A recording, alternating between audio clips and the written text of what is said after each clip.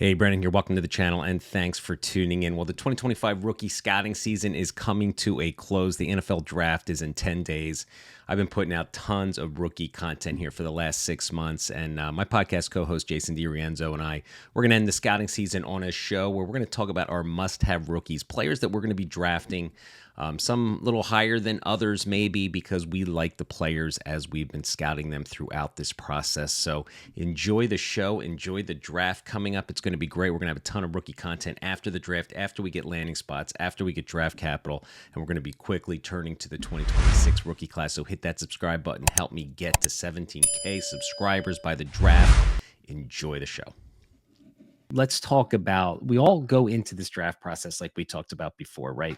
That we have our guys, our must-have rookies, the rookies that we're excited to draft, that we've done our scouting, we're excited to have them, and we at least need one share. Maybe in some cases, we're even looking to get multiple shares because we feel that good about a player, but there's nothing better than getting the players that you like, regardless of what people tell you or what advice that you get, whether it's from us or from someone else. I always have the same recommendation in the draft. You take your guys. So tell me, we're going to pick one player per position that we're excited about, and probably maybe not mainstream names. We're all excited to get pieces and shares of the top positional players, right? But the other players that might, that we're a little higher on. I want to start us off with a quarterback and Jalen Milroe. I know you and I have spoken about him after that Georgia game. We came away really impressed. And in fact, the week after, I've mentioned this before, after that game, I went out and traded for 2 shares of him. I was so excited thinking that he was going to be my QB1 going into the draft. Well, it didn't turn out that way, unfortunately. He's got to do a better job with his accuracy. But man, the intangibles, his athletic ability, his size, his speed, if he can take the Jordan Love approach in the NFL where a team drafts him and says, don't even think about playing for a year or two, we're going to develop you. Seriously, I think you could really have a special quarterback. He just can't be rushed. So he's still my quarterback 3. I am still going to be taking him in the second round of rookie drafts. He's going to the NFL draft. Apparently, there's only 19 kids going to the NFL draft on draft day. He's one of them. He's one of them. So that might be telling me that there could be whispers in his ear, like, "Hey, you might be a day 1 guy. Who knows? See if someone takes a swing with him. Probably more day 2 guy." But Jalen Milroe, I'm going to have shares. Of course, I'm going to try and get shares of Cam Ward. But Jalen Milroe, I'm still holding out hope. With some time and development, he could be a consistent dynasty asset for us. Yeah, if you did not select him as your guy, I was going to take him. I mean, he's my QB too, and it just makes so much sense. Like that particular type of upside, it's so hard to pass up on. You never know if he develops and translates, and that's exactly what you want on your fantasy roster alone. But I'm going to go with the quarterback as well, and I'm going to go with Louisville quarterback Tyler Shuck. And this is kind of one of those guys where, you know what, as I'm watching college football on Saturdays, I keep seeing them pop off, but until you do the deep dive, you really don't know just how good the skill set is of Tyler Shuck. And I came away really impressed with what I saw from him. It was actually the Notre Dame game. As I was breaking that down, we had the all 22 film and I was watching play by play, and I was like, you know what, this is perfect because I'll get to watch some of Notre Dame defense at the same time. And man, he can change arm angles instantaneously. He's got a great deep ball, goes through reads. I like the physicality as far as him standing firm in the pocket under pressure, and the arm angle that he had with a touchdown pass in the red zone to Ja'Cory Brooks was just really impressive. So this kid, even though he's got the injury history, he's on the older side. He's only has like just over 7,000 total yards passing in his entire career that he's been in college football. I think there's some upside here. Just this fact that he could be his day 1 starter if he needs to be, because he's got that kind of presence, and the NFL team might take advantage of that. Yeah, he's another player that should get drafted, have the ability to sit on the sidelines for a year or 2 and learn. But man, he does have the size and does have a very good arm. So I'd like that as well. But what in the rookie drafts, probably fourth round. I mean, you're taking a fourth Oh, round yeah. flyer on a Yeah. guy like that. Late 3rd, 4th, that's probably where I'd be looking for it, depending upon landing spot, where I can see an opportunity for him to get, and maybe as a starter at some point. What about day 2 draft capital or day 3, you think? Uh, that's a Borderline? tough one, man. Yeah, borderline. Borderline? Yeah, Yeah. yeah. It only takes one team, like we always say, so That's it's hard to say. There you go. So, all right, running backs. Yeah. I was going to take Damian Martinez, right? I have to. I've been I talking knew you about him, were. so I did get to I the show love it, sheet though. first, but you probably were You going to did. take him anyway. I thought the guy that you said you're going to talk about here in a minute is the one that I thought you were going to pick anyway. But Damian Martinez Okay. for a bigger back. I was on the news today. He's got visits with the Steelers, with the Dallas Cowboys. I'm starting to get excited when I saw the Dallas Cowboys. I was like, that would, he got if he went to the Dallas There we go. Cowboys, brother, man, I'll tell you, I'm gonna have a smile from ear to ear. But I like the guy. I like his skill set. He's big, physical. He's got the lateral movement. He's got the sweet feet meter. There isn't much I don't like about his game. Is he as bursty as I would like? No, but for these bigger backs, it's all about power, pad level, physicality. He brings it Mhm. all to the table. So excited to see. I've got 2 shares in my Debbie leagues already of him, and I just can't wait to see. I think he is a day 2 selection. I'm excited to see where he's going to go. Yeah, I mean, I love Damian Martinez, and I actually am getting some nuggets that he is going a little bit higher in the draft than probably most people think. Even Greg Cosell absolutely loves this kid, so it'll be fascinating to see how he's valued. But I'm going to the running back position myself, and I'm going to go with Georgia running back Trevor Etienne, and this is a guy that you and I have been talking about for a while. I know you like him Mhm. as well.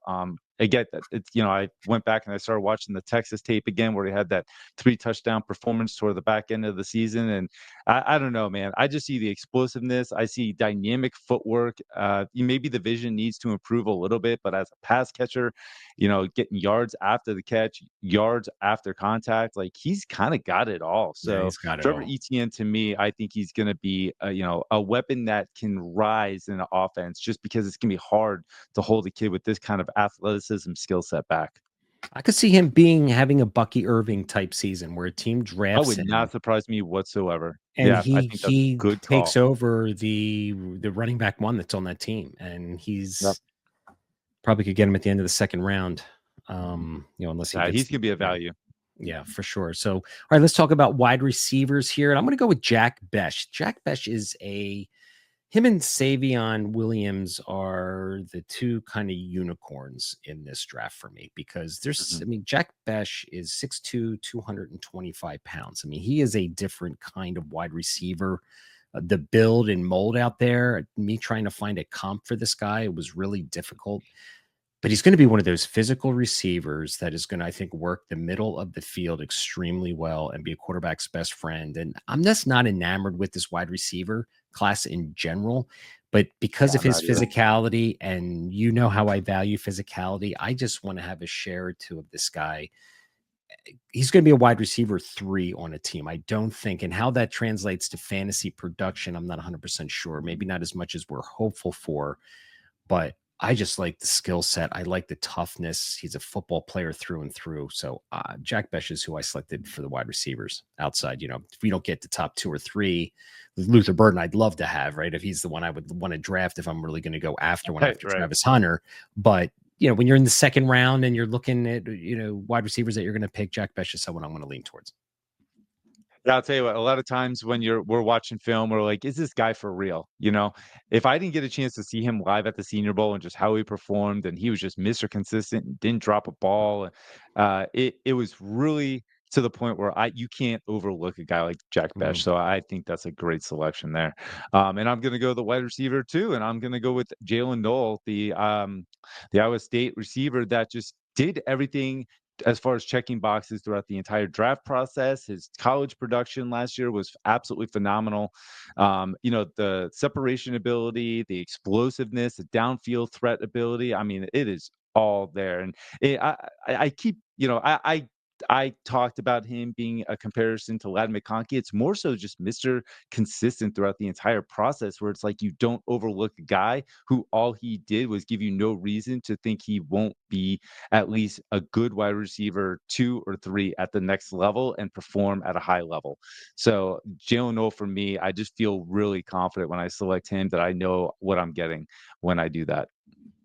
Yeah, there's some players that doesn't offer a lot of flash, but that consistency and toughness and is Mhm. just I think teams look for that as well. For So I sure. think you can win all over the field. I like that pick a lot. All right, tight end. We're gonna pick one of each position. I got to go with Elijah Arroyo. I'm going to be drafting this kid in the majority of my drafts if I'm in a position to do so. Not going to reach for him in the first round or anything crazy, but I would take him mid second if he gets. I think he could get round two draft capital. He's my tight end one of this class. After watching that film, I know the production's limited and he was injured for a year and a half.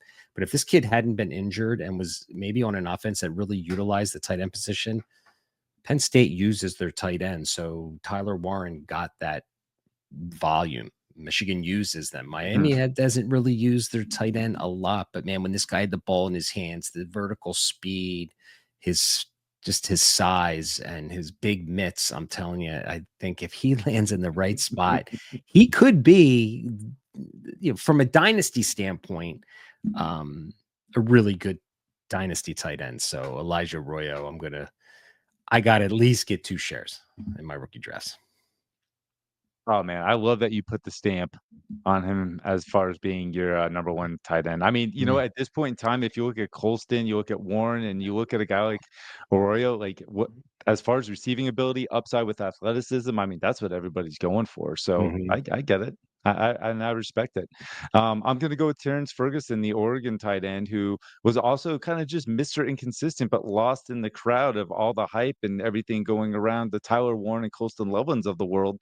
But I think Terrence Ferguson, when I saw him, he was one of the primary weapons for Oregon that just got mhm. overlooked. And as you go through the whole process, and I got a chance to see him at the Senior Bowl as well, he looks the part to me, and he performed really well at the combine. So it wouldn't surprise me if we talk about him as far as being a fantasy asset at some point, and I'll be happy where I could probably get him in rookie drafts because everybody's going to be going over looking for those high caliber guys, and I might be able to get Ferguson with a nice value later on. Yeah, I think you're gonna get really good value with Ferguson. Yeah. So probably what do you think? Late day 2, early day 3 for him? I think late day too. Late day I could 2, absolutely see it, round 3? especially with how he performed at the combine. Yep. All right, we're going to take a flex player and add another player to our must-have rookies, and I'm going to take a swing in the third round with Jaden Blue if he gets the draft capital and juicy landing spot. Apparently, he was visiting the Steelers as well. Take Jaden Blue declared as a junior, which was very interesting in such a deep running back class. I've seen him Mhm. mocked recently in the third round. And Yeah. I'm not thinking Yep. he's a third round running back. Maybe That seems a bit rich for how he it's performed in college. well, that's exactly what I saw. I'm seeing that mocked up. I'm like, oh, I like the kid, but I don't like him. I don't like him round 3 that much, right? But I think a Yeah. day round 4, early round 5 back, if he can get an opportunity, he could be the Thunder to another. He could be the Lightning to another Thunder running back. I really like. He's explosive, fast, can catch the ball out of the backfield. Loved his vision when we watched his All 22 film. I'm just a fan. I'm excited to see where he goes. Well, I mean, that kind of upside with that kind of speed, a team is gonna be, chomping at the bits to try to get him. They just probably just don't wanna take him over, a potential starter possibly in the 3rd round at a different Hmm. position, but yeah, the upside is tremendous, and I think for 4th, 5th round is the sweet spot for him for sure. Yeah. And I'm going to go with the receiver position, and I'm going to go with Washington State wide receiver Kyle Williams, who I can honestly say I've been late to the party on.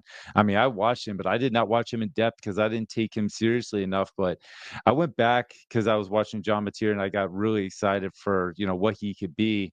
And man, Kyle Williams, that release package is absolutely there. I like the separation ability. He's got that 4.4 speed that we saw at the combine. You see a lot of yak plays from him. Hmm. You don't see a lot of physicality, which is actually where I'm a Hmm. little concerned. But if you get him in the right system, get him in space, he could be that type of guy, that just eats up, yardage within an offense that likes to maximize a high-powered offense, in zone coverage. So I like Kyle Williams. I'm not sure where he's going to get drafted. His value is all over the place, but Hmm. I'll be happy to take a guy like that who seems like a smooth separator, and that release package is something that is very hard to coach. Yeah, Mel Kiper's had Kyle Williams in his top 10 for months. Um, Damn, good, yeah. good for him. Yeah, good for Yeah, him. I just you brought up a point about the physicality. That's where I kind of lose sight of him a yeah, little it's bit. He's it's just it's he's it's thin. limited for sure. He's too limited. So, but hey, if he can create space and take a pounding, then maybe he works Right. out for us. So there are our must-have rookies. Can't wait for the draft. About I don't know what a week and a half away. Oh my God, yes, a week and a Can't half is wait. just crazy. Then we'll have the Yeah. well, our of course landing spots and draft capital that we're certainly excited for.